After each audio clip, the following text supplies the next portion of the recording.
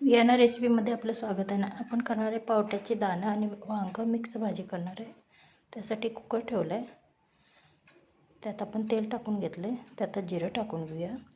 त्यातच बारीक चिरलेला एक कांदा आहे तो सुद्धा टाकूया.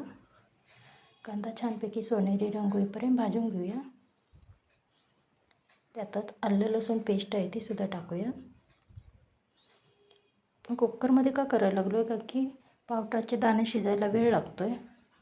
तर कुकरमध्ये 2 शिट्या केल्या की दाणं पटकन शिजले जातात. तर कांदा आणि आलं लसूण पेस्ट भाजून झाली. त्यात सर्व सुके मसाले टाकूया. 1 चमचा लाल तिखट, अर्धा चमचा हळद, 1 चमचा धना पावडर, अर्धा चमचा गरम मसाला.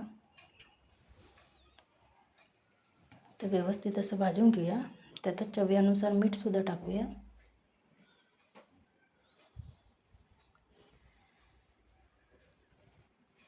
तर छानपैकी मसाला भाजून झाला आहे. त्यातच वांगं आहे ते मोठे मोठे काप करून घेतलेत आणि पावट्याचे दाणे आहेत ते सुद्धा आपण मसाल्यात टाकून घेऊया. तर व्यवस्थित असं त्याला सर्व मिक्स करून घेऊया. 5 ते 10 मिनटं छानपैकी मसाल्यात भाजून घ्यायचं. ते व्यवस्थित असं भाजून झालं.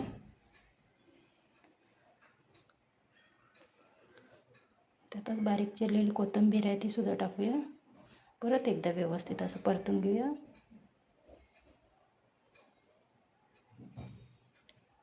तर छानपैकी मसाल्यात भाजून झाली भाजी.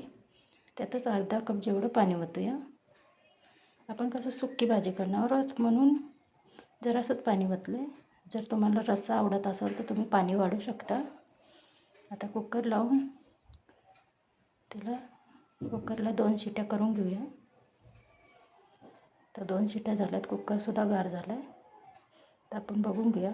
भाजी मस्तपैकी शिजून रेडी झाली. वांगंसुद्धा शिजलं आणि पावट्याचे दाणे आहेत ते सुद्धा शिजवून रेडी झाले.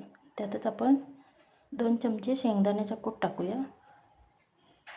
परत 5 मिनटं गॅस चालू करून घेतला आपण.